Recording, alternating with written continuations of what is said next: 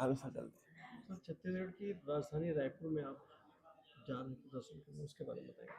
अम, देखो, घटनाक्रम से पूरा छत्तीसगढ़ नहीं, पूरा भारतवर्ष वाकिफ हो चुका है। और यदि नारी अस्मिता पर अश्लीलता होती है एक पुलिस अधिकारी के द्वारा, हमारी घर की बहन बेटी बहू है वो, और उसके बाद एक सामाजिक हमारा आगेवान है साहब, उसकी भी गरिमा है। आप उसे रोड पर भर दोपहर में नंगे पांव नंगे बदन उसको लेके जा रहे हो और उसको आप प्रताड़ित कर रहे हो।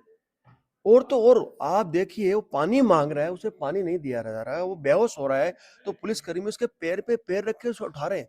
तो ये निर्दयता तो हुकुम बर्दाश्त होने लायक नहीं है। बाकी साहब, न्यायपालिका बनी है इस देश में, उसका काम है, यदि कोई फरियाद हुई है तो उस पर वो निर्णय लेगी। अभी आपने देखा कि जो आपके गृह मंत्री महोदय हैं, उन्हें ये स्टेटमेंट दे दिया कि अपराधी जो है उसका साथ देने वाला जो भी संगठन है वो गिरोह की संज्ञान में आता है। साहब, माँ करणी क्या ये पवित्र संगठन है साहब, वो कैसे गिरोह बन सकता है? हम तो सनातन धर्म की रक्षक है।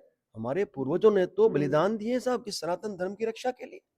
तो हम कैसे बर्दाश्त करें? इसलिए कई सारे विषय ऐसे इकट्ठे हो गए, तो हम लोगों ने ये सुनिश्चित किया। और ये जो 7 तारीख को जो आयोजन होने जा रहा है, वो आयोजन जो पीड़ित परिवार है उसकी अध्यक्षता में होने जा रहा है और समस्त क्षत्रियों द्वारा आयोजित है साहब, कोई संगठन का बैनर नहीं है।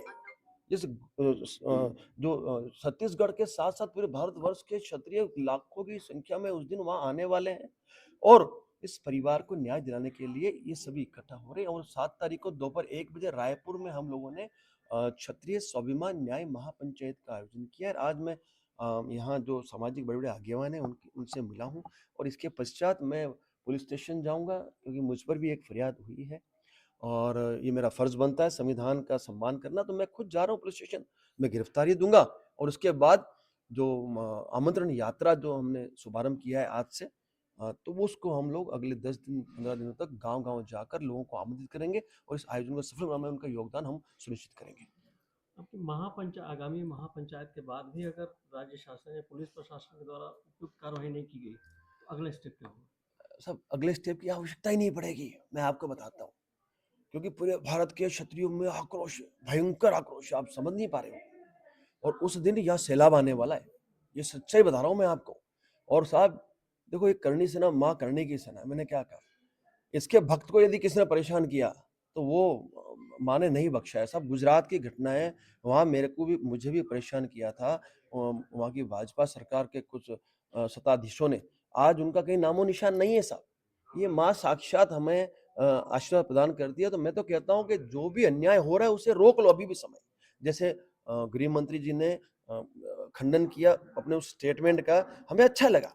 तो सेम हम गृह मंत्री जी से आग्रह कर रहे हैं कि भाई, आप जननायक हो और हम आपकी जनता हैं, इस लोकतंत्र के आप राजा हो, हमारी कौन सुनेगा?